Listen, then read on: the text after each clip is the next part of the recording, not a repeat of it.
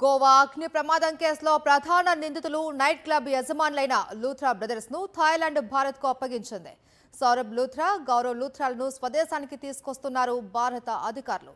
వీరిద్దరూ మధ్యాహ్నం 1:45 ఢిల్లీ ఎయిర్పోర్ట్ కు చేరుకుంటారు అని తెలిపారు. ఇక ఢిల్లీ, గోవా పోలీసుల సంయుక్త బృందం విమానాశ్రయంలోనే నిందితుల్ని అధికారికంగా కస్టడీలోకి తీసుకోనున్నట్లు వెల్లడించారు. అనంతరం ఈ కేసులో విచారణ నిమిత్తం వారిని గోవాకు తీసుకెళ్లడానికి ట్రాన్సిట్ రిమాండ్లో ఉంచనున్నట్లు తెలిపారు. గోవా నైట్ క్లబ్లో అగ్ని ప్రమాదం జరిగిన తర్వాత గంటల వ్యవధిలోనే లూథ్రా సోదరులు అరెస్టు భయంతో థాయిలాండ్ పారిపోయారు. దీంతో గోవా పోలీసులు విదేశాంగ శాఖ సాయం తీసుకున్నారు. భారత ప్రభుత్వం అభ్యర్థన మేరకు ఇంటర్పోల్ బ్లూ నోటీస్ జారీ చేయడంతో థాయ్ పోలీసులు లూథ్రా బ్రదర్స్ ను ఫుకెట్లో అరెస్టు చేశారు.